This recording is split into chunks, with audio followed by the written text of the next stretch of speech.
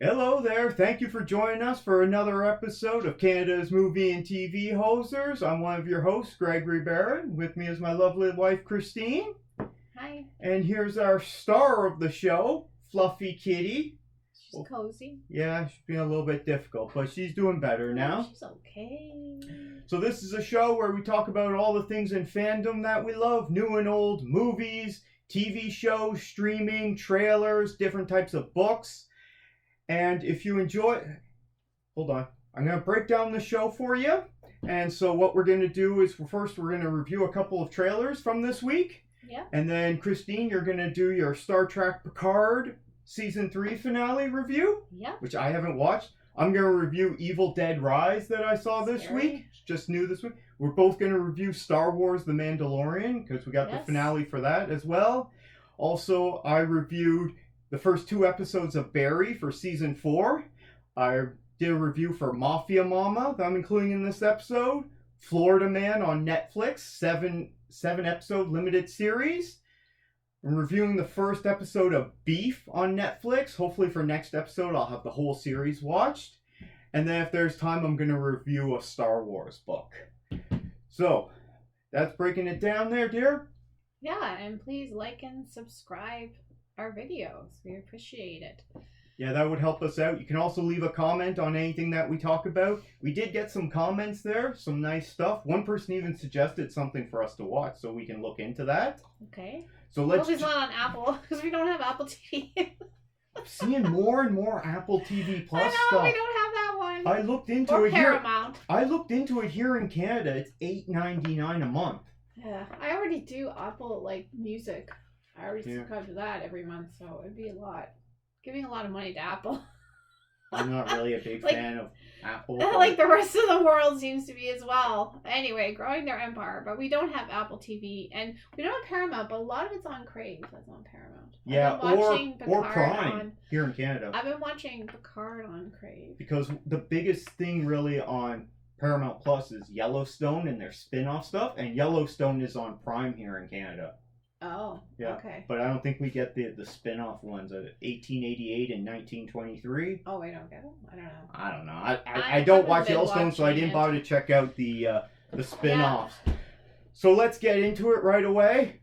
Got our first trailer for Fubar, coming on Netflix May 25th. Yeah, it looks fun. Schwarzenegger back acting. He's retired, I guess, from... I don't know if he's retired from politics. I don't know. Says he's retiring from the CIA. Well, I saw him a video of him the other day. He's a good neighbor. He was actually filling potholes. We could use him over here. Okay, but what did you think of this trailer? I thought it was fun. It looks fun. To me, this looks like... It looks like a sequel 10 years after True Lies.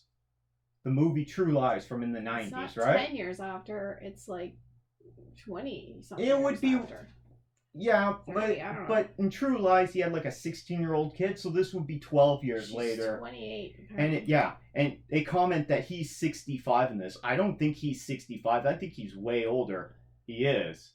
Yeah. He's like 76 this year? 75, really? A few years ago. Anyway, it looks fun. It looks funny. I don't know. So this to me looks like, buddy cop. It's an action comedy. It's going to be a buddy comedy, so him having to team up with his 28-year-old daughter and realize that, she's not a 10-year-old girl anymore. And he finds out she works for the CIA. Yeah. And he just retired from the CIA, so she was working for them and he had no idea. That's how covert the CIA is. He seems a very, overprotective dad in this. I don't think that would actually happen in the CIA. But what do I know We about don't the work CIA? in the CIA? What do we know about not it? even an American. But from my experience working in public service, they don't usually function that efficiently, let's say. Not in our public service. But anyway. So this is coming out next year. I'm looking forward to it. Are you? It looks fun. If I get a chance to see it, I'll watch it. I mean, I'm not running out to see it. It's not like... So this I'm is really a series. excited about it, but it looks fun. And what's her name? I'm Monica? Not, Barbara. It looks like a good time. It looks like a fun adventure. Do you recognize her from anything? Apparently she was in Top Gun Maverick. I don't remember that. I didn't see Top Gun Maverick. Yeah. I don't know. Anyway, it looks fun. Looks cute. So. Okay. But I'm not. It's not mega. It's not like my favorite thing I want to run out and see. But it doesn't look bad. I'm gonna check it out. It looks like a fun action. And movie. since I have Netflix anyway, and it's a series, I believe. So. Oh, is it? Pretty sure it's a series, so okay. Could be more than one season, or I it could thought just it was be a movie. No, I think it's a series. I don't know what it is. Anyway, it looks fun. Yeah, that's our thoughts on it. I'm looking forward to it. Are you looking forward to Fubar coming out on Netflix on May 25th? Let us know your thoughts down in the comments below. Next, we're going to move on to a next trailer. We got the second trailer for Fast X, which is coming out May 19th. Yeah. You got your ticket for it? No, I do. Not interested. They've had tickets on sale for a long time. It appears that they have a miniature Death Star that they're like rolling down the streets No, that's a bomb. This Italian city. I know, but it looks like a miniature Death Star. And I didn't get that at all. It does. It has like a little circle on the side of it and everything. It just looks like the Death Star, but small. It looks more like a mine for the ocean that, like, for ships. Both, but it looks like a Death Star. And Jason Momoa looks like he's having the time of his life, blowing up some kind of European city. Has he been a villain before? But he looks like a good villain in this. That's what I got. I mean, in the trailer, he's like, "What are we blowing up today, guys? The Vatican. You guys are going to hell." In Game of Thrones, he was kind of like a villain, sort of. Not really. He was just another warlord. Yeah, but he wasn't like a good guy necessarily. Anyway. Wasn't really a bad guy either. I don't know. He looks like he's having fun. Although he did kill her brother. Yeah, he was not a good guy. Anyway, I think he's doing a great job being a villain, and it's great that having fun. Someone of his celebrity status, let's say, he'll play heroes and villains, because a lot of big stars, they refuse to play villains. Really? I think I would have so much fun playing. I'm talking about Schwarzenegger, like after they made sometime after they made Terminator, the first Terminator, he refused to be a villain anymore. If you're worried about your political career, maybe, but if it's your acting career, the villain has often got the good jobs. That's like the good language. The villain is what you'd want to play. Yeah, but if you want to be in politics, that's a different story, I suppose. This trailer, I don't know if it made me more excited, although we did see more of Statham. And as they say on the internet, he's bringing maximum Stathamosity. I don't really know. So looking forward to see that. There's some sort of enemies that have to get together against a bigger enemy. See, and I don't know either, because I haven't seen. That's what it appears like. I think Statham was a previous villain. A lot of them are previous villain that then join the family. And it looks like they have to go against this bigger villain, because he's like blowing up the whole place. So now Mary Sue Dominic Toretto has got to team up with Dominic Toretto, and he's got his little brother John Cena, who's got a cannon car, he calls it. He's got two cannons on the side. He's blowing up stuff. I'd much rather see the Schwarzenegger show movie, whatever it is, than I don't know what Brie Larson is in this. I think Charlize Theron is some kind of villain, and you got her beating up Michelle Rodriguez. They're beating the crap out of each other. It doesn't look like my kind of thing. Don't you want to see that? No, I don't like fighting, and I don't really like people blowing up cars. But it's two women beating the crap out of each other. Then I don't like them getting blown up. It pains me to see cars, like nice cars. All they're doing is just driving around, busting up cars, as far as I can tell. I can't take that. It's not my thing at all. It's like, let's just take some beautiful, like, for example, some beautiful, like, clothing, and let's just cut it up with the scissors. Like, that's sort of what it is to me. I don't like it at all. Mm-hmm. It's not my thing. And why there's a miniature Death Star, I don't know. But it looks like they're having fun. It looks like they're having a great time, and they got lots of stunt guys and stunt drivers. They're speeding all over Rome, apparently, which I've never been to Rome, but I don't think you could do this. They're probably get terrible traffic left of Rome now, because it's all blown up. So no, they dump it in the water, so that means the explosion is fine. There's a lot of bridges. It looks like things blow up. Okay. Anyway. Yeah, I don't think this universe makes sense. Remember, in the last one I told you, they drove a Pontiac Fiero into space. Yes, that's what I mean. And it was ridiculous. Not for me. And anyway, in this one now, Dominic Toretto is like driving his car vertically down. Looks like it's a big, maybe the Hoover Dam. He's driving it vertically down. I didn't know you could do that. They should get some Pope-mobile action on the go. The Pope-mobile? Oh yeah, if they're over there, they gotta get some Pope-mobile action. I don't think they would even be allowed to go into the Vatican to film. Well, they're allowed to put a car in space, so why not use the Pope-mobile? Anyway. Yeah. Maybe we do see lost opportunity. They should have consulted me first. Well, we haven't seen the movie yet. Maybe the Pope does make an appearance, or they just have a guy dressed up as the Pope. Maybe they steal the Pope-mobile to chase down the villain. Because it's got all that bulletproof stuff. It would be perfect. Better than destroying these nice cars from the 60s and 70s. Get the Pope-mobile out there. It's impenetrable. Yeah, they should just listen to me. I would have solved all their problems. I don't know. Put the Death Star in the Pope-mobile, and then it doesn't even blow up. There's no Death Star. It's a bomb. It's like one of those big cartoon bombs. I know. In fact, that's what it reminded me of. This is a cartoon universe. It's wacky and ridiculous. Anyway, it's not for me. It just looks crazy. You're not going to go see this? No. Okay. If I sit down and start watching the Fast and Furious movies, are you going to watch them with me? No, because I don't like them damaging these cars. I've only seen Hobbs and Shaw, and I've only seen Fast 9, and it was ridiculous, but I couldn't tell you what the movie's about or why they were driving that car into space to take down the satellite. I have no clue. I didn't like it in John Wick, too, where he tries to get his car back, and then he destroys it. Okay, let me give my thoughts on this trailer, please. So... yeah, I'm still excited for this, even though I have no idea what Brie Larson is doing there. Why Michelle Rodriguez and Charlize Theron keep beating the crap out of each other, I have no idea. But I'm looking forward to seeing Statham. He looks like he's angry and Irish as always. And I don't think he's that tall, but he's like beating the crap out of guys that are like a foot taller than him. I don't think he's short either. I always thought he was tall. Okay. They make him look that way. Who's the guy who plays Dominic Toretto, the main guy there? Vin Diesel. Yeah, Vin Diesel there. He looks like he's kind of snoozing through all of this. Isn't he like the main character? I don't know, because I haven't watched them, but... he is, and he's a character that, when he's in a fight with a villain, no one's allowed to lay a punch on him or anything. I don't find that interesting. It's just not for me. But you watch I am fun excited to see this movie coming out in May. I already got my ticket. They've had tickets on sale for this for quite a while. So I'm going to check it out. Go have fun. And maybe I'll start watching the rest of the series sometime, but it might not be till after, I guess, because we got too many other things to watch. Tell me if the Pope-mobile's in it when you're done. Anyway. If the Pope-mobile's in, are you going to go see this at the theater? No. There we go. Come on. If the Pope-mobile's in this... okay, I'll go see it. You have to go see it in the theater. I will watch it at some time in my life. The theater. I don't have time for it. Not my kind of movie. Let me down, champ. I don't like them smashing all those cars. Anyway. Okay. Are you excited for Fast X? I mean, this series has a lot of fans. So let us know what you think. What's your favorite Fast and Furious movie? Or maybe you think they're too fast and too furious. Let us know down in the comments below, please. Now let's move on to our reviews.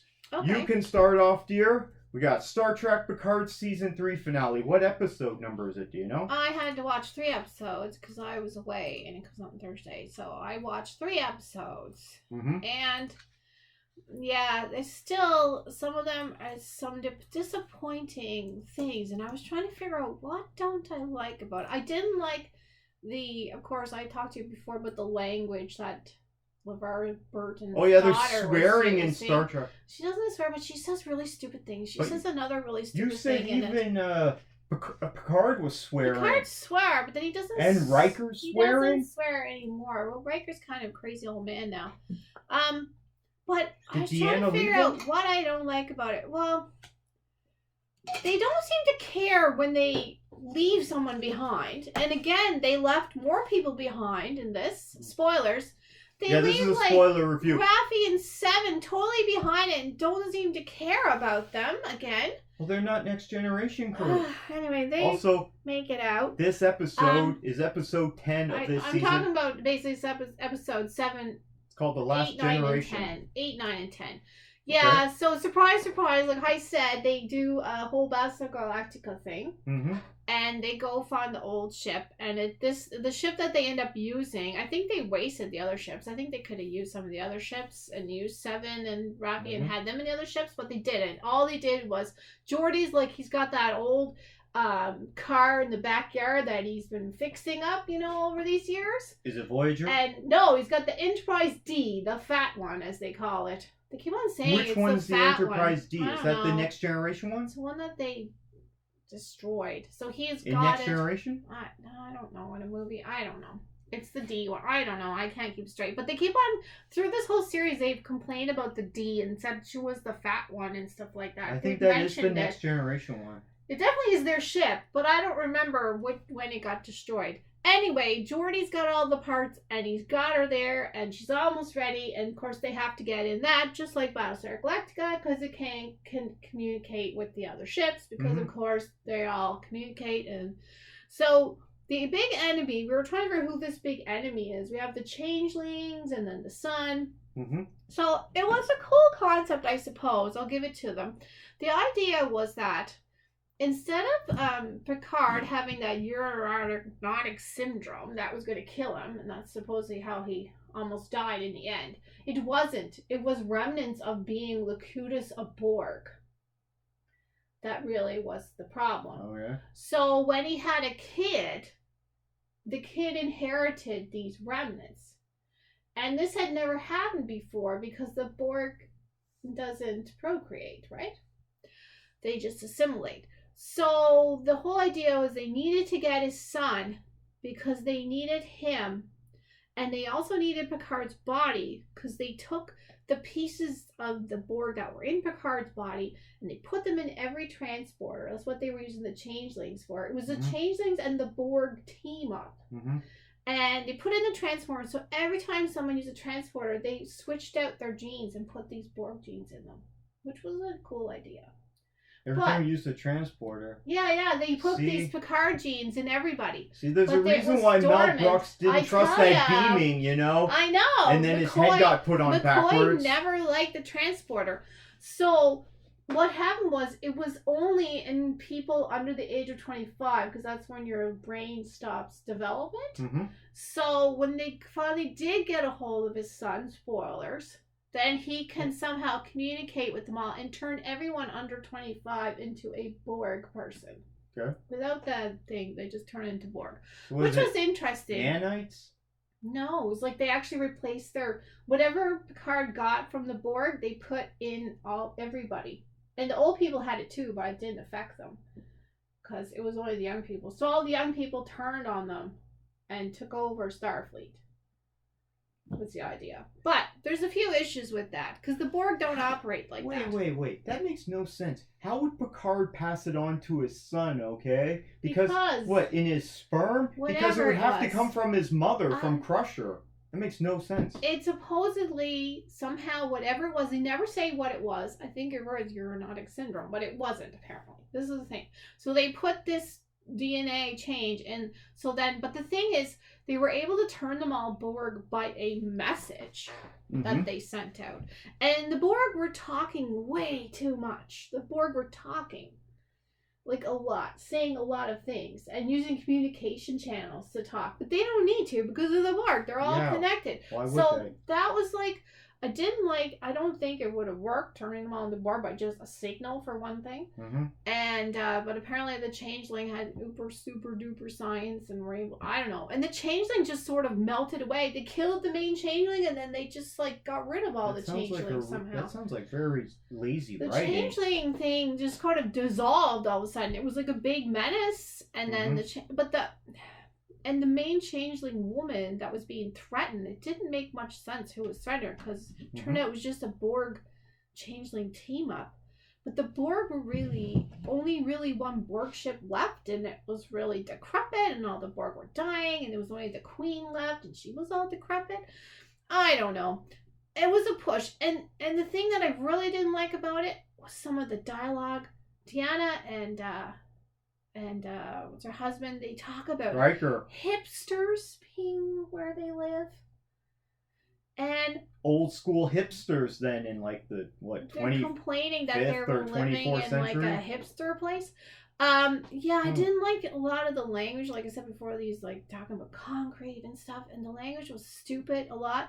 And like, so basically, these young people in front of Seven is there, and the captain is there, and they turn into Borg, and they're obviously Borgs, and they do nothing. They're just standing there, and they're like explaining it. Oh, it looks like all the young people on the ship have been turned into Borgs. And then, of course, they shoot at them. You sound really upset about this. There was really stupid points Does like Seven that. die?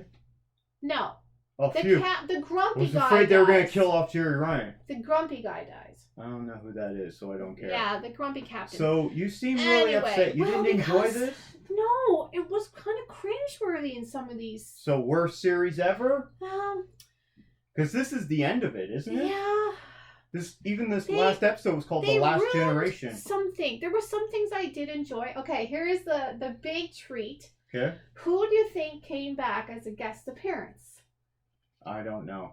Not Janeway. Janeway Chakotay? never came back. We got Tuvok again. He's better now. Yeah, you mentioned that because he was And evil. then Tuvok. Tom the Paris? changelings didn't kill anybody. Was it Tom Paris? No, but his son got a Tom Paris Okay, award. who's the guy you're talking about? Chekhov came back. Chekhov. Yeah, Walter Koenig was in it. But he would Would you be believe dead that? by then. And he plays his son. And guess what his son is named? I don't know. Anton Chekhov. Anton Chekhov. Okay, that's classy. That's a nice touch. Yeah. So I thought that was the good thing about it all. He basically They brought is back an Walter Koenig. Yeah, he's not been in He's like still anything alive? for so long. And he plays an admiral. We don't see him. We just hear a message. He sends a message out that hope is not lost because he realizes what's happening, and the Borg they're trying to get him to a escape capsule or something like that. And he plays Anton Chekhov, which is, of course, Anton Yeltsin. It's just kind of an ode to him because he passed away, who played Chekhov. So He's 86. He's allowed. Anyway, he's older than Schwarzenegger. He was in it. So Jeez. that was really sweet. I was really not expecting that. Yeah. I like that. Who was? I hope he had a good time doing that. That it. was probably a big secret. I imagine that did they you kept like under seeing us. him in it? I didn't see him. You don't see him. You hear him. Oh, did you enjoy that? I did, and I liked how they played him. Called him Anton. Anyway, yeah, as a tribute to Anton Yeltsin, yeah, who I unfortunately thought passed that away. was really sweet. So I did like that. But I mean, even when they get on the Borg ship, they don't talk about the phaser problem. Like the thing with the Borg, when you get with the Borg, you got like 3 phaser shots and you're done, right? No. Oh yeah, I do remember that because they adapt. No. And Worf calls his bat'leth a sword. Okay. A sword. So is whoever was it like writing a some metaphor? of this didn't know Star Trek, and he has a phaser in his sword, which is bat'leth looking. It looks like a bat'leth, and then Riker's able to shoot them easily with the phaser, even though they've already used the phaser. So they're forgetting things. So they're forgetting their own lore. canon End of or the their day. lore. Yeah. Best or worst series ever. I don't know. I really like the beginning parts. I don't give it that. I give it an 82. Okay. That's still an A minus. I know, but it could have been so good. And like they're explaining things a lot. Okay. And basically these guys are taking over the Earth. They're basically taking over Earth. And they're just sauntering along to the Enterprise D. Oh, look at the beautiful ship. Look at her. She's so nice. And they're not like getting away. They're not like running to the ship. You like, give it an not... 82, but you're really mad about it. Yeah, because there was stupid thing. They should have looked at the ship once they were in the air and taking off to rescue everyone that was getting annihilated. It was a little bit too small, a little bit too easy, and they kept on leaving people behind. And they gave LeVar Burton's daughter, it was her, the worst lines ever. Don't diss on LeVar Burton. The things she had to say were stupid. So, and it seemed like it was a bit of like millennials versus Star Trek because it was only young people that were the Borg. So it was kind of like, I don't know if that was some kind of like thing, basically, because I don't think millennials are into Star Trek, because really what they've had to see in recent years has not been very good quality. So basically, it is the millennials take over and start killing everybody. Mm-hmm. It's an Maybe age... that's a social commentary metaphor. Who yeah, knows? there's some parts too, like there's a cook that ends up on the bridge and Seven gives a big talk to him and everything. It's just ridiculous. I have no opinion on this because I haven't seen it. Christine apparently hates it, but gives it an 82%. That makes no sense to me. I think if they would have just talked to some good fans of Star Trek, they would have fixed it all up before they presented it to the world in the form that it was presented. Anyway. Well, that's her thoughts. I have no thoughts on it. Are you enjoying Star Trek Picard Season 3, or did you enjoy it? Because apparently it's over now. Let us know down in the comments below. Maybe you have a worse opinion. Maybe you thought it was terrible like Christine. Maybe you thought it was amazing. I don't know. We want to hear from you. I love Star Trek, but it was disappointing. And, spoiler, they don't kill out Picard. And Borg cubes are very open these days. The design is not very cubish at all, by the way. Mm-hmm. They're very drafty. Gotcha. Giant voids inside of them now. So, moving on quickly, I went to go see Evil Dead Rise. And you didn't want to come with me. No, I don't like scary things. Well, this was, it was short. Was it scary? I think it was only an hour and 37 minutes. And I left a reaction video after I left the theater. I posted that on my channel. So this is going to be spoiler free because it's just coming out. Is this the one about the mother and the family? I did see the preview. So it looked terrifying. It's been changing all day, but it is currently at an 87% certified fresh rating on Rotten Tomatoes. It was at 90 earlier. And an 86% I score. It's been going up and down for a little bit as people get the reviews in. Now, my comments on it were, this is how you make horror, okay? Looks scary. It's short, okay? So you don't want to make it too long because then you got to keep momentum going for too long. Yes. It's got, really straightforward characters. We don't really give too much of a damn about their backstory. You kind of pick up on it. So it's a mother and she's a single mom with 3 kids. Yeah. And then her sister's coming to visit. Oh. And it doesn't drag. I mean, I found it a little slow setting it all up, getting into the problem and everything, which from the trailer we see demons, it's this book. I think it's called the Necronomicon, but I'm not sure on that. That turns them into demons. Spoiler, by the way. No, that's from the Evil Dead series. That's not a spoiler. I don't watch these kind of shows because I won't. I'll give you the movie info on it, so this is not a spoiler. In the 5th Evil Dead film, a road-weary Beth pays an overdue visit to her older sister Ellie, who is raising 3 kids on her own in a cramped LA apartment. It don't look cramped, let me tell you. It looked pretty big for a cramped apartment. The sisters' reunion is cut short by the discovery of a mysterious book deep in the bowels of Ellie's building. Yeah, apparently this building's so old that... Anyway, it's like condemned or something, but there's still people living in it. Giving rise to flesh-possessing demons and thrusting Beth into a primal battle for survival, she is faced with the most nightmarish version of motherhood imaginable. So...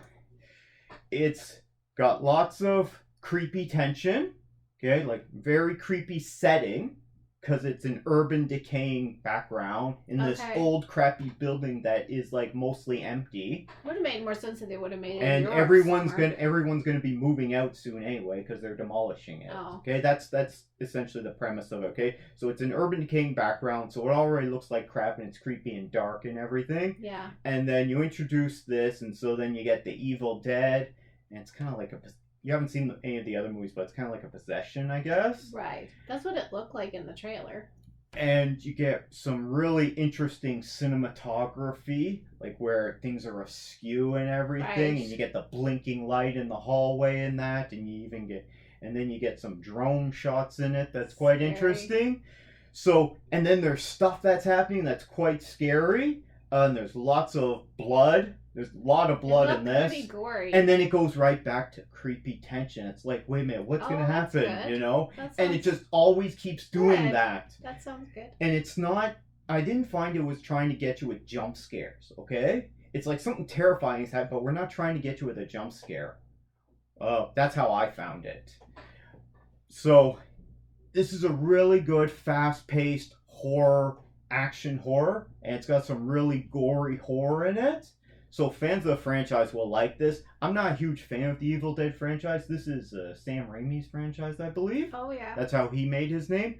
But I'm going to go... I checked it out, and I still had a fun time. And I'm not even a horror movie guy. He knows how to scare people. I don't think it's made by him. The director is Lee Cronin. Okay, I don't know. Anyway, sounds like is that like a distant relative of David Cronin? No, Cronenberg. Sorry, that's the guy. So if you're a horror fan or if you enjoy them sometimes, this is a good one. I would go check it out. I give it best movie ever. Even though I'm not a horror guy, every once in a while, if there's a good one, I'll watch it. Most of them I find they're just I saw that Pope's Exorcist. Afterwards. You wouldn't be able to sleep after this. No, one, I mean, no. If you're someone who's really scared of stuff and you don't like this kind of thing because it scares you too much, don't go watch this one. Don't let someone trick you into it. So that's a spoiler-free review, okay? Because some of them are kind of stupid and they're almost funny. They're so bad. But this one's not like that. This is actually good, meaning scary. Some of them are almost funny, but a lot of them are just like boring. Okay? I find some of them are just boring and stupid. Dumb. Yeah, like, I would say dumb. Run faster. Don't trip over that obvious log. Oh no, she tripped over the log. Now she's turning backwards instead of going forwards and getting away. Why are you going into that dark place without turning the light on? But no, it's not that at all. Oh, that's good. This is really good. So that's my thoughts Claire on thinks it. Your lights are too bright. Christine's, she just wants to sleep. What are your thoughts on Evil Dead Rise that just came out this weekend? I think it's good. Christine's probably not going to see it. I'm not going to see it because it sounds too good. But let us know what you think, and if you enjoyed this, go ahead and give us the thumbs up. We'd appreciate that. Mando just came out today. We got the finale of The Mandalorian Season 3, Episode 8. It's called Chapter 24, The Return. So I wanted to get out a quick review. And then when Christine and I sit down together, we're going to go ahead and review... we'll probably do a spoiler review then. And for now, I'm just going to do a spoiler-free review for the finale for this season. This season has been it seemed kind of aimless and not really having much direction. However, watching this now, it's kind of all come together, and so I get what they were going for. They should have maybe introduced that at the beginning of this season or at the end of the previous season. Hey kitty, there's Fluffy Kitty there. And they could have just let us know this is what they're building up to. It's like, we're going to build up to this, but before we get there, we got to take care of a few things first, right? And yeah, I think that probably would have been a better way. I did enjoy this season how they have there's non-linear storytelling because sometimes they don't always just do the main story. They have a main story, but then sometimes they'll do half of that for an episode and half of a side story. And sometimes it's a flashback, and sometimes it's just another story that's happening with other characters that we haven't seen for a while. So we're catching up with them now. And none of that bothered me. I actually enjoyed all of that stuff. Some of the episodes this season weren't exactly the greatest, but I still had a good time. There were still interesting things to see in them. I really did enjoy those side stories, and there was that flashback that everyone talks about going back to the fall of the Jedi Temple in Order 66. That was great, and get to see a lot more of Mandalorians. I mean, it's in all the trailers and that, which they've been in the last few episodes. Everything they've been doing more with Grogu, I found, as they get towards the end of the season, because they didn't do much with that character at the beginning. Not sure why. It was just kind of all Din Djarin, and Grogu would just kind of show up and be in the background. You know, I've read some people online have been enjoying it. I'm gonna look up what is on Rotten Tomatoes. The whole series is rated as 91% critic rating, 77% audience score. So I guess audiences are not enjoying it as much. That's interesting. This season 3 has the lowest, 87%, but season 1 had 93%, and so did season 2, actually. Wow, that's interesting. And we get to see lots more of Katie Sackhoff, who's been in all this season, playing Bo-Katan. They're kind of just bringing back all the characters, and they're really delving more into some of the Star Wars lore, I've found, because I'm not going to spoil it, but they're getting into things that are from a lot of the books, and sometimes from the comics, but mostly from the books. They're taking stuff from the expanded universe, which is now called Legends, and they're also taking stuff from new books that are part of canon. I just got one right here, Star Wars Dooku Jedi Lost. This is delve into the history of sinister Count Dooku in the original script to the thrilling Star Wars audio production. Yeah, so this one's a script, so it's almost written as like a play. It's interesting. I'm going to review that later on. Overall, I'm still really enjoying this. I don't know if I enjoyed this season more than the previous ones because it's been a while. When did we get season 1? It was back in 2019, something like that. And with the pandemic, I can't remember back then. So I might sometimes go back and watch all 3 seasons again and then kind of rank them myself. Maybe before we get season 4 because what's his name? Not Dave Filoni, but the other showrunner, Jon Favreau. Who's also in the Iron Man movies, and he's been in lots of stuff. Plays Happy Hogan in the MCU. He's one of the main showrunners on this, and he's already talked in the media about how they already have season 4 mapped out, and maybe they'll do season 4, and then they'll do this movie that they announced at Star Wars Celebration. If it happens, I don't know. Good kitty there. Okay, her sister's here as well, Penny, but she's just being shy as usual. Hopefully that doesn't cause a problem. Overall, I really enjoyed this season. I really enjoyed this episode, even if some of the episodes weren't the greatest. However, that's just my thoughts on it. We're going to spoil it when Christine is back here with us. What are your thoughts on The Mandalorian? Do you enjoy it? Did you like this season? Did you not? If you're someone who previously watched this show, I definitely want to hear from you. Because if you were watching this before, but you didn't come back for season 3, did you drop off? When? First, second season, this season? And why did you drop off? I think a lot of people just aren't watching it because a lot of people have canceled their Disney Plus. Oh, there's Penny. However, love to hear from you. Let me know what you think down in the comments below. And if you enjoyed this segment, you can go ahead and give us the thumbs up. And go ahead and subscribe for more content. Our next segment, we're talking about The Mandalorian Season 3 finale. So, Episode 8 is Chapter 24, The Return. Yeah. I had a good time with this. Is a spoiler review. I already did a spoiler-free one. And I was saying in my spoiler-free one, I might go back and rewatch all 3 seasons in a row. Oh. Because I think, and then I'll see which ones. I enjoyed this season overall. I think maybe this might be one of the lesser ones, but I can't really remember. But I still had a good time with it. Yeah. Even though there was some side stories and flashbacks, I enjoyed a lot of that stuff. So, I mean, we got to see Bo-Katan and Din Djarin, Axe Wolves, the other guy, what's his name? He already died there. Yeah, Paz Vizsla died in the previous episode. Yeah, see, I watched the both of them together, so to me, they're all like one. Yeah, because you were away for a while. Go back to Mandalore episode. So this season pretty much was all about gathering all the Mandalorians together, redeeming themselves, and then retaking Mandalore, which they found out Moff Gideon was there, and they found a bunch of his cloning tanks. Yeah, and that's interesting because that's from Expanded Universe. But the thing is, they could have been back there a long time ago. They didn't know Moff Gideon was there. That was a surprise. They didn't know the air was breathable.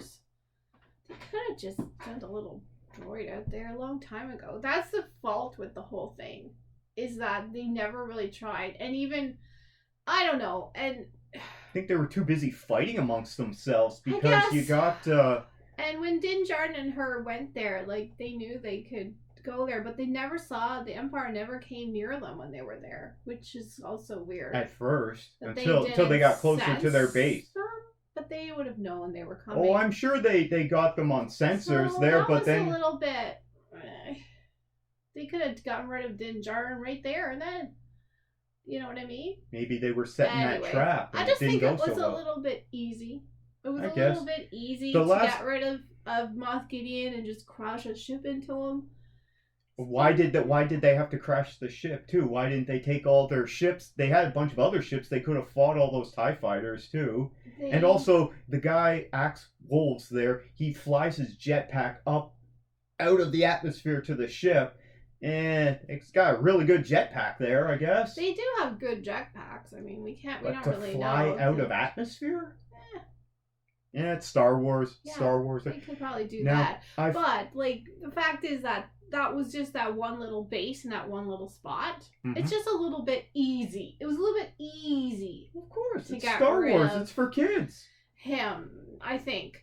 And the fact that he didn't get rid of them earlier when they landed 3 weeks ago. The fighting, especially at the beginning, I found, for me, it went on a little bit too long at times. They did do a good job breaking it up because it was pretty much all a fight for most of this episode, but they broke it up. But at times it was like, come on, this is getting a little stale. Move it along. Yeah, it seemed like they were trying to move it along. Moff Gideon into a Darth Vader. I did enjoy how they showed Moff Gideon had his clones, and he had used Grogu's DNA from season 1 to give himself the Force for those clones. And he says that. I'm like, okay, he's going to have the Force because he's got to have those midi-chlorians, right? Remember? Yes, but we don't really see that. And so... The cloning stuff is from Expanded Universe. There was a lot of cloning stuff in Star Wars from Expanded Universe, which is no longer canon. I think it would have been nice to have more mystery around that. Like, maybe the clones did survive, maybe they didn't. We just don't know. I think that would have been a better ending. Maybe. You know, a mystery about It's an interesting thing. Instead, everything was obliterated. I think they could still bring back Moff Gideon. He just might be all scarred and... one of his clones. That's but they destroyed all of those I know. Clones. If they would have had more mystery around it, we could be like, is he gone or is he gone? I think they'll bring back Giancarlo Esposito as Moff Gideon, but he'll be all burnt up and scarred and everything. You're getting her too excited here. I know, she got too excited. Okay. I didn't like what happened to the Darksaber. It's like, okay, it's broken now. Broke it? I know. I thought they're gonna make another one. Silly. Like, this thing is supposed to be like it's a sacred weapon. Super duper. And he just went and squished it. Yeah, they're kind of making him into a bit of a Darth Vader. That's what I felt. Well, you gotta have your villain for your show. Yeah, but they really were almost They've been teasing Thrawn as well for this season, and because that's going to be the villain for Ahsoka. Bringing back Grand Admiral Thrawn, who we saw in Rebels. See him. They talk about him. There's a bunch of books about Thrawn that are in canon. Anyway, it was cute at the end. Baby Yoda was hovering his frogs. We get to see Greef Karga, there. We get to see Greef Karga gives Din Djarin a cabin. He's like, I'm just going to retire and live out my days here. And Grogu's playing with the frogs / trying to eat them. Well, he didn't eat any of them. I thought that was surprising. I thought that would be the next move, was that it was going to go down his mouth. They brought back IG-11, and they did bring back Taika Waititi to do the voice for it. Well, I think the episode before that, he went in the IG-11, now IG-12, it was so funny, and he's like, no, yes. That was a bit annoying. Funny. I like that part. I think they could bring that back. They could just get another, droid parts and just set it up as, like a little ride for them. Yes, no. They could do that if they want to. Yeah. They teased at the end there because when they were at the waters in the mines of Mandalore there, they were teasing again, is Grogu going to say his first words? Because he's been making noises, but he hasn't actually said anything. I thought they were going to make him say, this is the way, as his first words. Well, that would be a lot of words. Yeah, I think that'll probably be his first words, or it'll be, Din Djarin, because that's the guy's name, but now he's Din Grogu. Din Grogu. So that's cool. I'm fine with that. Yeah. I wonder if they're going to put a helmet on him with his ears sticking out. Grogu. I can't wait for that.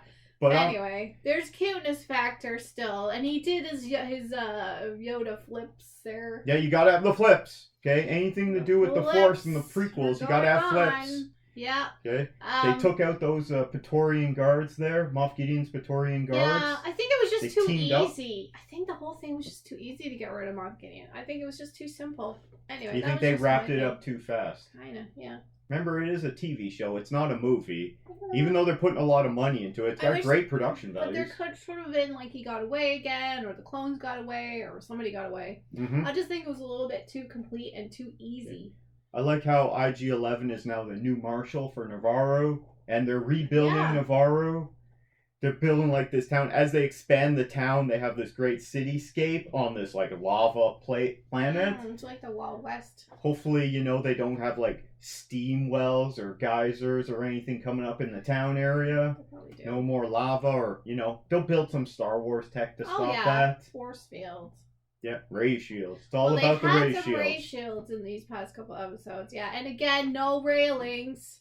Yeah, they could have used more railings there. They could have. Even when, was it this episode or the previous one where R5 he goes to look over the edge there? He looks over and it's this like big chasm. And I'm like, yeah, they could use a railing there. That was cute. And all the little mouse bots were trying to get at him. One of them actually went off the edge there when R5 was escaping. Just kind of drove off. Put a little ram at least. Yeah. They're too cheap. How many mouse droids have they lost there because they don't have railings? I know. It's like they have all this really expensive stuff built in these impossible places and they can't put any railings or any rims even. That's the Star Wars Just a universe. little bit of weather stripping or something. There's no OHS officers in the Star Wars universe. There'd be an OHS officer. Guys, we need railings here.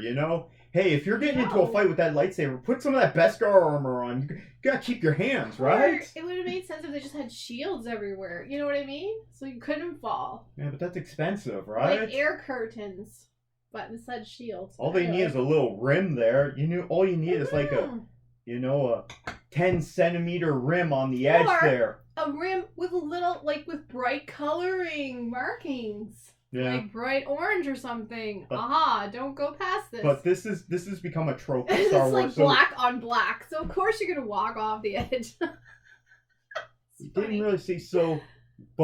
really see what happened with Bo-Katan after the fight and the force bubble. That was interesting. So Grogu used the force bubble to protect them from the big explosion. They're there, and she's the leader, and she doesn't have. Well, I guess she has pieces of the Darksaber. That forge lady can forge it up. The armorer. Yeah, she can forge it up.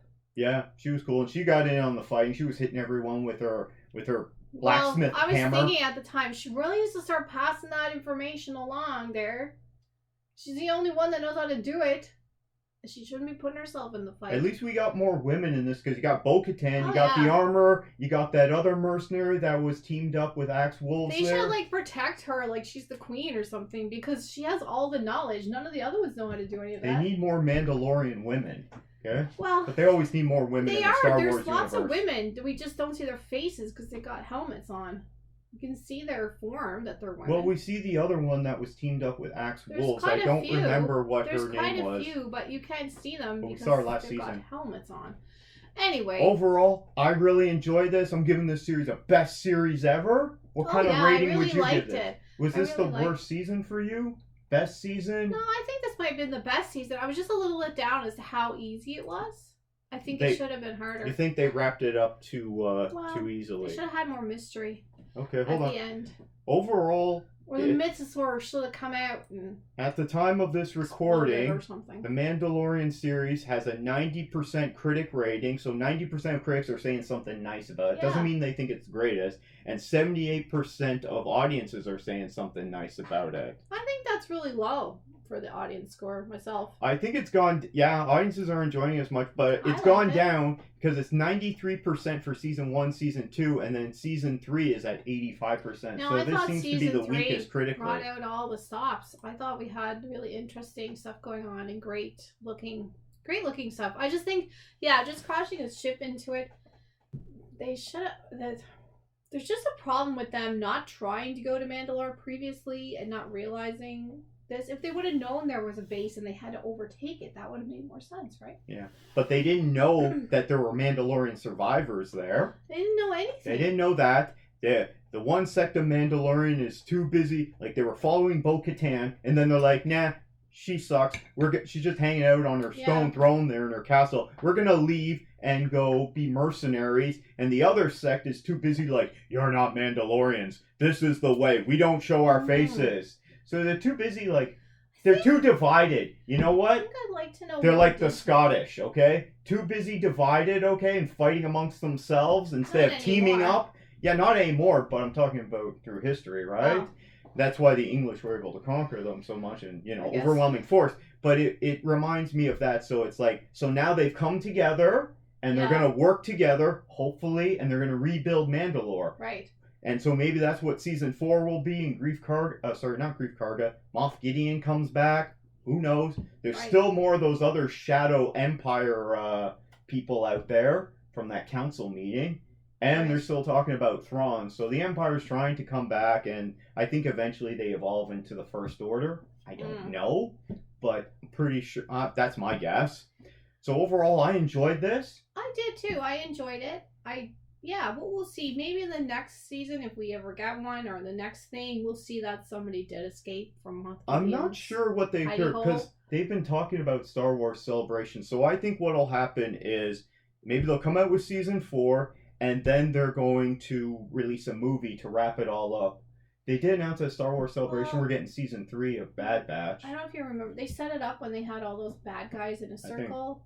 All the bad guys doing bad guy Empire things. Yeah, that Shadow Council. Yeah, the Shadow Council. That's what I meant. So they've got to get rid of all of them. Moff Gideon was just one of many. Those are all potential villains for other series. That's what I mean. It was setting it up. Anyway, I don't know. I thought it was cute. I thought this season was the best season myself. I think we need to know how many years ago was it that Mandalore. We need to know a little bit more about what happened with Mandalore. I still am a bit confused exactly what happened, because they seem confused as well. I was reading about it on Wikipedia. Because I still don't understand what happened exactly and why it's covered in Maldivite or something. You want me to look it up right now? No, but they never really do say in the show. And some people that are joining them say, I was here when this terrible thing happened. But we still don't really have all the details on exactly what happened. Yeah, and that's why you got to read the books and all the other stuff, right? I recently anyway, but what do you think of The Mandalorian Season 3? Are you impressed by it? Are you one of the people that dropped off? If so, why? Let us know down in the comments below. Are you enjoying it or not? We want to hear. I had my own theories about why the ratings are so low for this season. I said because you were away at the time, but I think it's because a lot of people canceled their Disney Plus subscription. Because of inflation, times are tough. That's just my theory. But maybe people aren't liking the show. Let us know what you think down in the comments below. You've heard our thoughts. I recently read my Star Wars Dooku Jedi Lost book there.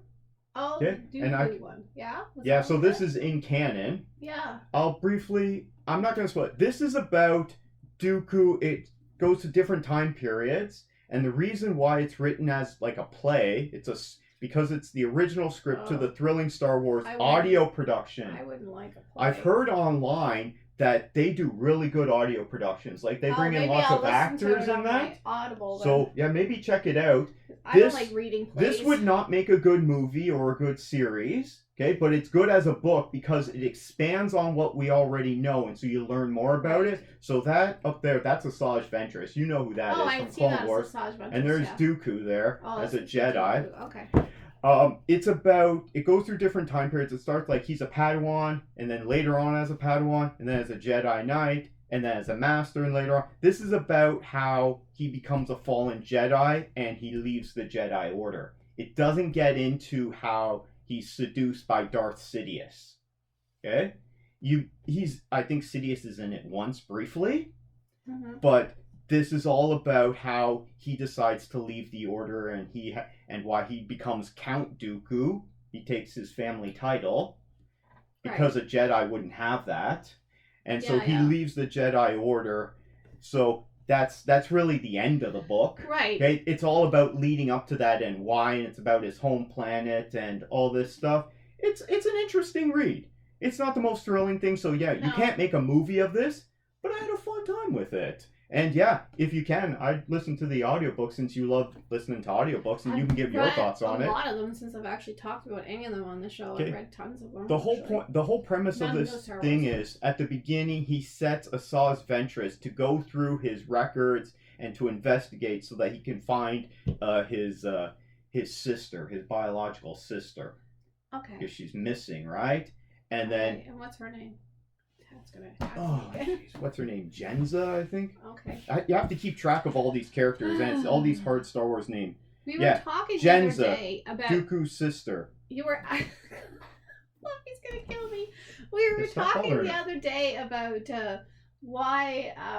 what is your favorite? Do you like Star Wars versus Star Trek? Yeah. And I said, if I have to think about it, I'd say Star Trek. Yeah, if you had to pick one, you'd pick Star Trek. Because in Star Wars, it's very elitist. There are hardly any women. Yeah, that is a problem. And I could never really see myself in it. Like, I loved it as a kid. I was brought up in the 70s. It was like a big deal. Yeah, but Princess I could Leia. See my older cousins and boy cousins, they were really into it and they were playing the characters. What was I going to be? Princess Leia? No. They had more representation. Like, didn't have it. And they're all elitists. Either they're like a princess or a count or like Senator in high Mon government. Yep. Nobody, like the real little people are not represented. They get blown up. Yeah. Yeah, and or you have to have like the Force and be born with this special power, you know? It just, I don't, whereas in Star Trek, it's much more positive and it's much more diverse and inclusive. Diverse and even going back to the 60s. Anybody can do it. Yeah. And you see there's a lot of women as well, although you go back to the original Star Trek crew, okay? You got Uhura. Yeah. So you got a black woman there as part of the command crew. Their skirts were a little short, but that was the 60s. That was the 60s. There's a lot of Kirk women, but you got Chekhov as a Russian, and that was during the Cold War. And you got Sulu, George Takei as Sulu. He's one of the main officers, and then he goes off and becomes Asian captain later on. Which you probably so Star Trek has always been really good for representation, way better than Star Wars, because Star Wars is all just white guys. I know, so I never really thought about it before. Why I don't like it as much. I love the story because I love sense stories, but I never could see myself in there, you know? Yeah, makes sense. Because I'm not a princess. For me, if it came down to a choice between Star Trek and Star Wars, or any franchise in Star Wars, I would pick Star Wars. It's probably my favorite franchise of all time, even more than Marvel or DC or any other big franchise you can mention. Star Trek, Lord of the Rings, Middle Earth, The Matrix. I don't like the Matrix. Spider-Man movies, I would always pick Star Wars over it. Right. Okay? Because I love Star Wars, and that's just me. And if you prefer Star Trek, that's great too. I also liked more science fiction. Whereas Star Wars has a bit of science fiction, but it's not really what it's about. It's more about epic adventure. Yeah, I guess. Yeah. Even though it is sci-fi. I do enjoy the story, though. But, hey, I respect your opinion. What's your opinion on it? Do you like Star Wars series? Do you prefer Star Trek? Do you prefer a different franchise? What are you into? Let us know what you think down in the comments below. Yeah. It's like the Beatles versus the Stones, right? Jumping into our next review. We got Barry Season 4. They just came out with episodes 1 and 2 on April the 16th. So that was on Sunday night. That would have been released on HBO. And before I get into my review, I got a comment from Odd Brother on YouTube. He said, heard you guys say Season 4 will only be 4 episodes. It's actually a full-length 8-episode season like the previous season. Smiley face. Yeah, thanks a lot there, buddy. I replied to him, yeah, thanks for the update there. At the time when we reviewed that trailer, gotta be a couple months ago now, it listed on Rotten Tomatoes that it was only going to be 4 episodes for some reason. I thought that was odd. But you're absolutely right. Now it's 8 episodes. They've updated it. And so currently Season 4, with only the first 2 episodes of 8, as of this time of this recording, has a 98% critic rating. So critics are all saying nice things about it, and a 93% audience score. So this is a very highly rated show. So this is going to be my spoiler-free review of Barry, the first 2 episodes. Actually, should it be a spoiler-free review, or... No, it's going to be a spoiler review because it's already out, and I'm going to put up the spoiler warning. But I gotta have something to talk about, so I'm gonna at least do some kind of spoilers here. The season starts off, we got Barry, he's in prison, and it's got Henry Winkler, his acting coach, seems to be kind of living it up there, I guess. Stephen Root, who plays Fuchs, that's Barry's old manager. He's in prison with him, so now he's afraid. Sally Reed, that's his girlfriend, played by Sarah Goldberg. She's left LA and she's gone back to live with her parents, who are really, her mom's really mean to her, and her dad's he's really nice, but he's treating her like she's a little girl. In a way, it's kind of demeaning. Well, I don't know. I just thought it was a bit much on that guy's part. Hank, who's played by Anthony Carrigan, this guy's great. This guy's always hilarious. He's wearing the most ridiculous outfits, and he's with his boyfriend. What's his boyfriend's name? Hector or something like that? Cristobal. Is it Cristobal or is it a different one? I don't know. So he's with his boyfriend, and they're trying to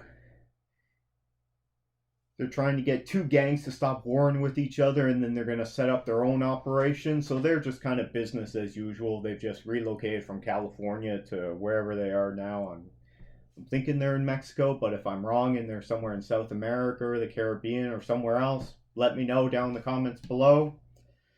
We don't see Sarah Burns. We don't see Darcy Cargan, but she's off doing other things, I think, now.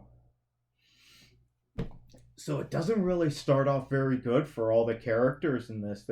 Christine was saying how the characters in it, they're all terrible people. And the second episode is a lot of Henry Winkler. He decides he's going to explain his story because he's kind of loving all the media attention that he's getting now. So he's going to explain his story to Vanity Fair, and he's going to do it as a one-man play. And at first, the reporter's sitting there like, what the hell is this? Like, I don't want to watch this crap. And then as he finishes acting out his scene, he does the narration. He's just telling him the story. So the guy starts, oh, okay. And he starts taking notes. So this reporter had to sit through probably like a 5-hour play from the acting coach there. It was definitely way overacting, but it's great. It's hilarious. So the Vanity Fair journalist, he's happy about that. Meanwhile, Sally, she's visiting Barry, and Barry's kind of going crazy in prison in the first episode. He even, at one point, he's punishing himself. He's punching the wall with his hand, and the guard comes in and he's like saying nice things to him and that, and then Barry's like, no, he just turns around, he says the worst thing to the guard. He threatens him and his family and tells him that he's a cop killer. So the guard, who's supposed to be there to protect him, locks the door, pulls out his baton, beats the crap out of him. He wakes up later on, and Stephen Root, Fuchs, comes to visit him there. So they're kind of making up, I guess, even though Fuchs was working as an informant for the police there to try and get some kind of a deal there. If he helped to bring down Barry for his crimes there because of all the other murders that he's done as a hitman. But then he gives up on that, and now they're making amends, and it's like they're good buddies again. Are they really? I don't know if I would trust that guy. But you definitely see, Bill Hader is definitely showing that this guy Barry, he's got a lot of problems. This guy is just, whew. Hank, at one point, I love the part where he's like, we got to go help Barry. I feel we should help him. And then he gets a call that he's cooperating with the FBI, and he's like, we got to kill Barry. Even though I don't think he's happy about it. So, definitely some good stuff in this episode. Once again, if you're not watching Barry if you already have HBO, or here in Canada, we watch it on Crave. But if you already have HBO, yeah, check out Barry, because it's really highly rated. And I mean, the critics are loving it. Season 1, 98%. Season 2, 100%. Season 3, 99%. And Season 4 so far has 98%. So that's insane scores. what kind of genre is this? Does it categorize? It says it's a comedy, but there's some really powerful drama here. So this is where they're showing that comedic actors make really good dramatic actors. So it's really awesome. I've been loving the show, and so we got another 6 episodes to go. That'll be coming out once a week. So I guess that means I'm going to be busy on Sundays again, staying up to watch that, because that means that HBO releases things on Sunday at local time here is 9:30 p.m. on Sunday night. So it means I have to stay up later to watch it. And I got to work the next morning.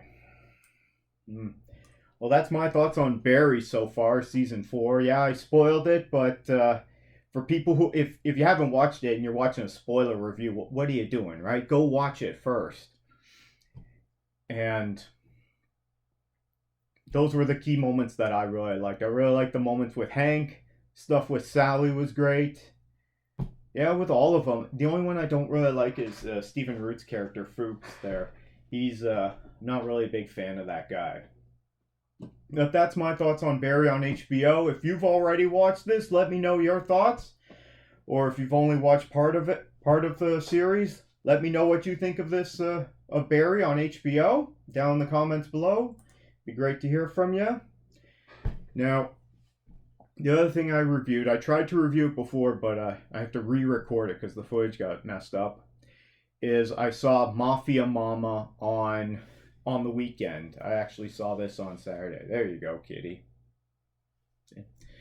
So on Saturday, I saw Mafia Mamma, and at the recording of this video, it is currently rated, has critic rating of 20% on Rotten Tomatoes. So this is rotten, and only has an audience score of 64%. So even audiences aren't loving this. However, this is going to be my spoiler-free review for Mafia Mamma, because I hope people go out and see it. This is an R-rated comedy action movie. It's an hour and 41 minutes, so it's not too long, and especially because it's a comedy. You just want to get in, have a good time, and then leave, right? You don't want to be there for 2.5, 3 hours, you know? This was a really fun time for me. There were 3 movies that came out this weekend. Renfield, The Pope's Exorcist, and Mafia Mamma. Those are what came out here. And this one I didn't have any expectations for, because I looked up the Rotten Tomatoes score before I went to decide if I was even going to go, and it wasn't really impressing me. So I went into this with no expectations. I don't even know if I even saw a trailer for it, because I just couldn't be bothered. Went into this no expectations, had a great time. It was so funny. So without spoiling anything, I'll read you the synopsis from the, there's got to be a plot detail. Here we go, movie info on Mafia Mamma. An American mom, who's played by Toni Collette, inherits her grandfather's mafia empire in Italy. Guided by the firm's consigliere, who's played by Monica Bellucci. This really is this is a women-centered movie, and trust me, it's great. She hilariously defies everyone's expectations as the new head of the family business. So, yeah, it's definitely not for kids. It's rated R because of the comedy and some of the violence in it. But Toni Collette, she's playing pretty much a stereotypical North American mom, whether it be in the U.S. or Canada, a suburban mom. She's in charge of everything. She's in charge of the household, but at the same time, she's kind of ditzy. She's always helping out. But now she's recently an empty nester. And this is not giving away the story. It's just kind of setting it up. So she's just an empty nester. And then as it says, she inherits her grandfather's empire in Italy. And yeah, it's not what she thinks it is. And while she's playing an American stereotype, Monica Bellucci and all the other Italians in it, they're playing Italian stereotypes. And it's hilarious. It's not as bad as hearing Jared Leto in House of Gucci. He's always talking like a this, and way over the top. It got really annoying really fast if you saw House of Gucci. they're not talking that, they're not really laying it on thick with the terrible Italian accent. But but there's definitely a lot of Italian stereotypes in this, and I don't want to give any of them away, but it's really well done. It's really funny. I mean, if you can think of a movie, I don't want to give this away, but if you can think of a movie that's really all about Italians, okay, the most well-known movie, they talk about this movie a lot in this movie. And if you know what I'm talking about, let me know down in the comments below. But I just had a great time, and it's not because I had no expectations for it. I mean, Toni Collette, I've seen her in many things. Not all the things I've liked, but it's not her fault. She always gives a good performance. And Monica Bellucci, I mean, it's Monica Bellucci. She's amazing. So, went into this, had a really fun time. I definitely would encourage anyone to go out and check this out. Go check it out on Tuesday on Cheap Night. And yeah, this is probably the funniest movie that I have seen this year since the start of 2023, and probably the movie that I found that I had a better time, that I found more comedy in it, was Puss in Boots: The Last Wish, that came out at the end of December. Now, I did have fun with Renfield on the weekend, but this one was way funnier. I recommend checking it out. If you have seen Mafia Mamma, come back, let us know down in the comments below what your thoughts are. I'd love to read that out on another episode. Just make sure it's appropriate. Let's be civil, everyone. So let us know your thoughts on Mafia Mamma. I give it a best movie ever. What are your thoughts? Next thing I want to review is Florida Man. This just came out on Netflix. Where is the Florida Man? So this is this is one of the 3 shows I picked out from the Netflix April preview. It was Florida Man, Beef, and Transatlantic, which are all out right now. But for Florida Man, this is the first one I finished. I started and the reason why I watched this one first is because it's only 7 episodes. It's a limited series. I'm gonna look this up on Rotten Tomatoes to see what it's getting right now. I don't think it's looking the best at the moment. Florida. There it is. Okay, so this just came out. It's got a bunch of people I don't know them from a lot of stuff. The only one I would know the most would be, I believe her name is Abby Lee, because I just saw her in Old. She was the social media influencer on the beach that makes you old. This series currently has 5 critic ratings. I think on the reviews there, when I signed into Rotten Tomatoes, at the time of this taping, it currently has 5 critic reviews, and it is currently at 0%. Ouch. It has an audience score. It's got 50 plus ratings, and it's currently at 81%. So audiences are definitely enjoying this more than critics. They're really not enjoying this. What does the show info say? A disgraced cop is forced to return to his home state of Florida for a shady mission, only to get swept up in a treasure hunt. Yeah, so this is going to be a spoiler-free review, because this just came out, and most people don't have time to binge this. If you're looking for something that's good on Netflix, yeah, this might be a good watch there. It is it's in a crime genre. It's got the disgraced cop, and he's from Florida, because that's in the title. He doesn't sound like he's from Florida. He's played by Edgar Ramirez, who is Venezuelan. He sounds like he's from Venezuela, and as I'm watching this the whole time, I'm like, doesn't sound like an American. Doesn't sound like he's from Florida at all.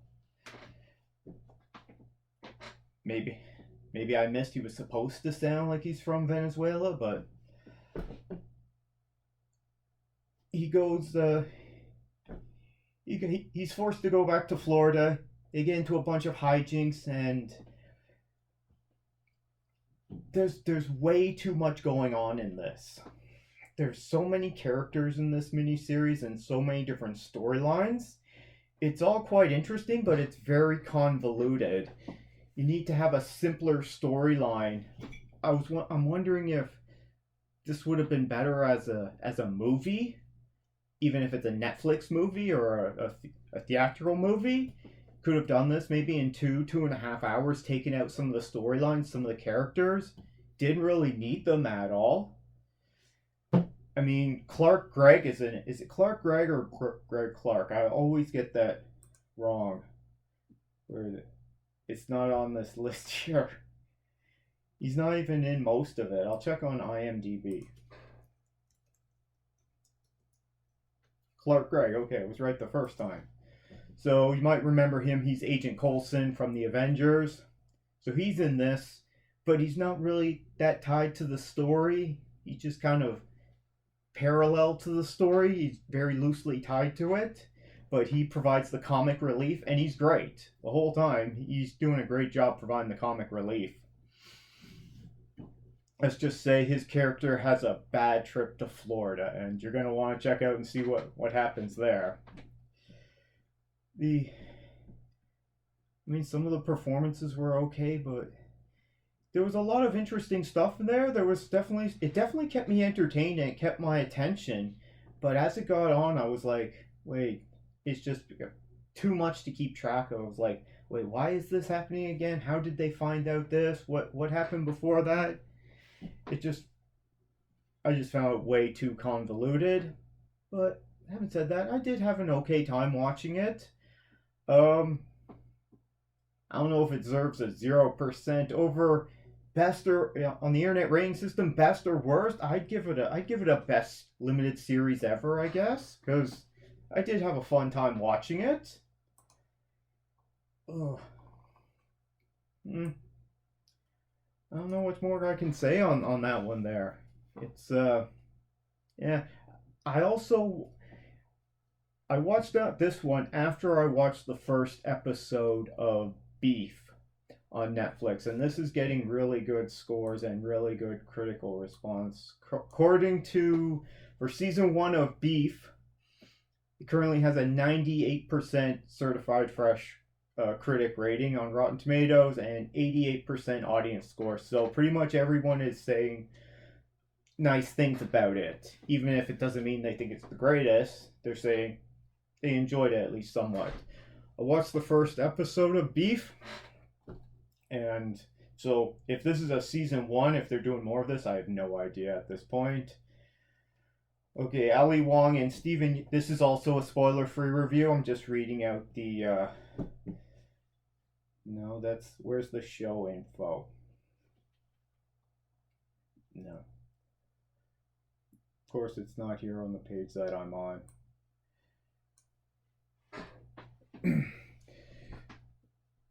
So Beef it's essentially, after watching the first episode, it's about 2 people who got anger management issues and maybe possibly some other mental health issues going on as well.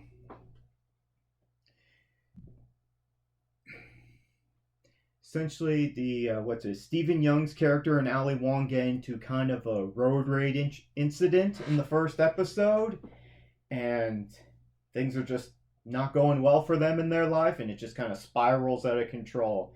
It reminds me of Michael Douglas's movie Falling Down from, like, I don't even know when that was. Sometime in the 90s there. So these people are kind of having like a slow mental breakdown, just society and all the pressures and stress of life, it's just getting to them, and who can't relate to that? All of us can. So I watched the first episode, really had a good time watching it. I'm like, yeah, I definitely gotta watch this, but it was 10 episodes long, and they're probably all like around an hour, or at least 50 minutes. I'm like, well, Florida Man is shorter, so that's why I watched that one first, so I could get that one done first. Then I'm going to watch this, And hopefully it's as good as the rest 9 episodes are as good as the first one. And see if it sets it up for a second one. If it does set up for a second one, let me know down in the comments below. But I'm gonna get through this. Don't spoil anything for me.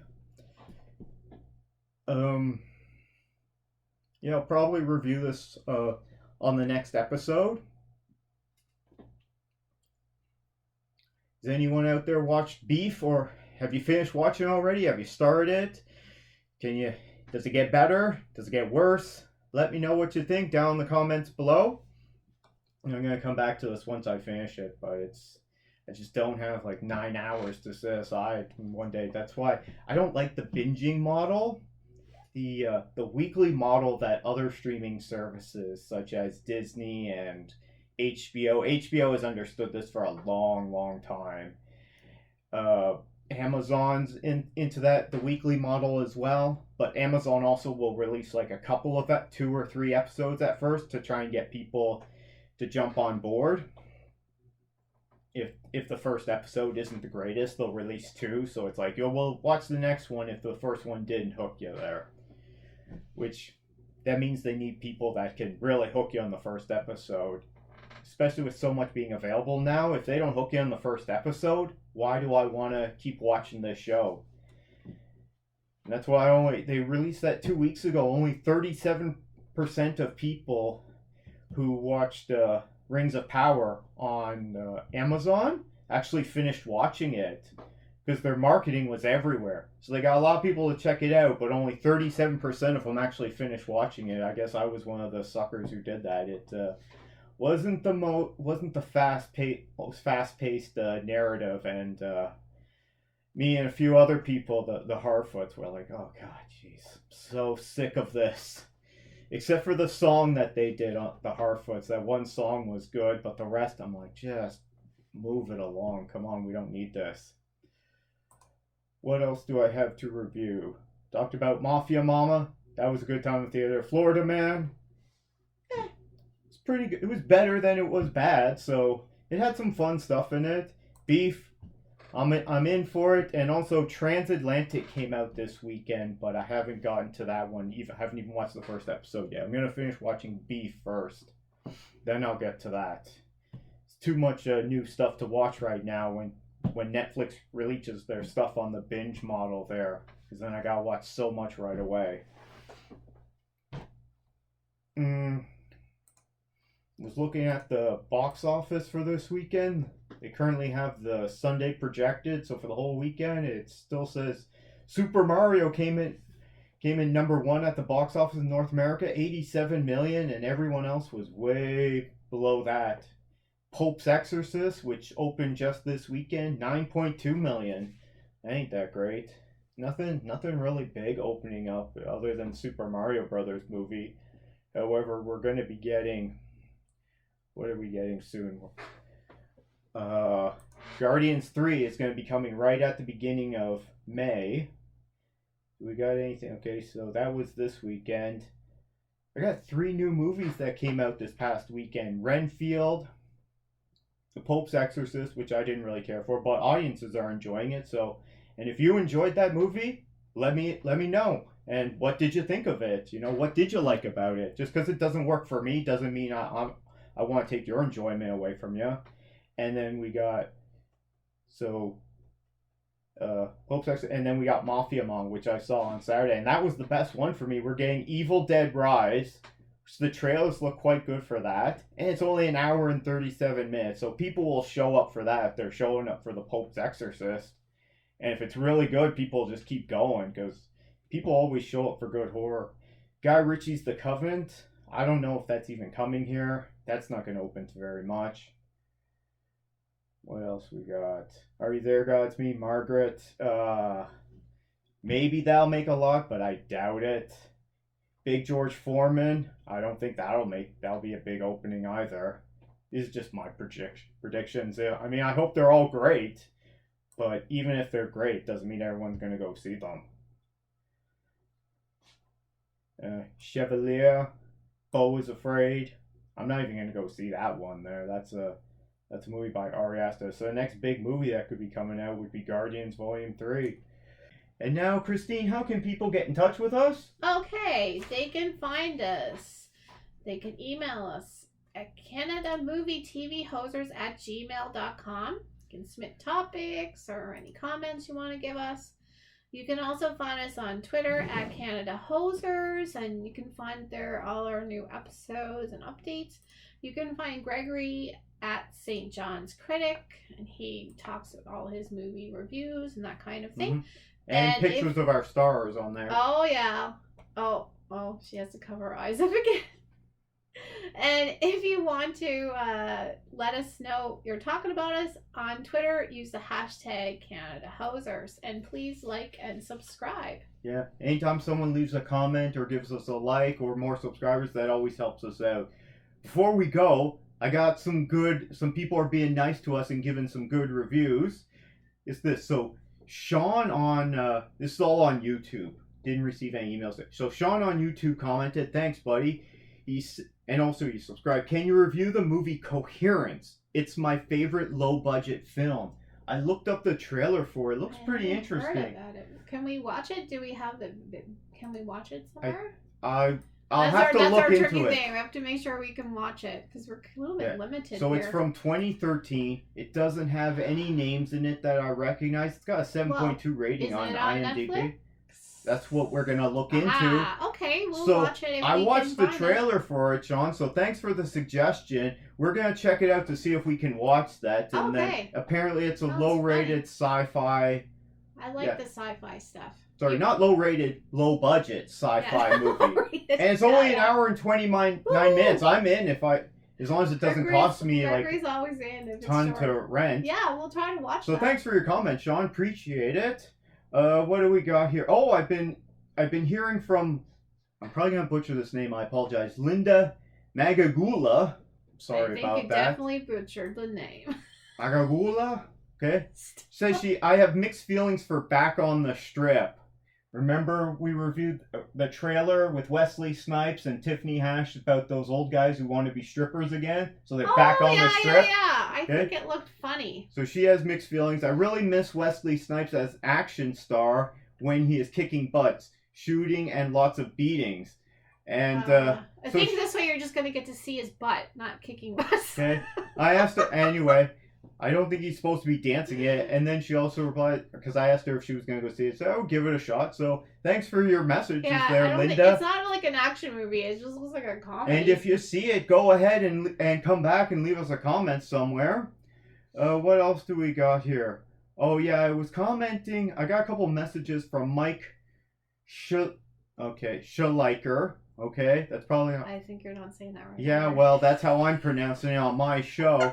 He left kind of a mean comment about Florida Man review. I'm like, yeah, he said the show sucks. You know what? Just because you don't like it doesn't mean other people can't enjoy it, right? Like it. So it sucks for you. You liked it? And he said Sprung is a great show. Sprung? I haven't seen that one. I didn't either. So I asked him where he says it's on Free V, and it's hilarious. I don't know what Free V is. I think we get that one. We might not. So I know my dad was interested in when you talked about that show coming up, the Florida Man. He was interested in it because I think it had fishing in it. So not really. It doesn't. Have There's a joke in it. It's in the trailer. The guy's shooting in the water. My dad likes fishing, right? But I guess it's. Does he like shooting guns for fishing? No, you don't shoot fish. That doesn't work. You can't even see them. How could you shoot them? Anyway, so thanks for your comments, Mike. Sorry, Dad. I guess that one's not for you. I'll look into that Sprung show and if we can access it. But if it's, I don't know what part of the world you're in. Maybe he thought it was a fishing show too and was very disappointed. Every country has different streaming services. So. If he was looking for fishing, he didn't find it. That's probably anyway. So thanks to everyone who sent in those nice comments there, and to everyone who subscribed. We really appreciate it. Until next time, I think we need to turn off the lights for our star so she can nap better. Okay. Take care, everyone. Bye.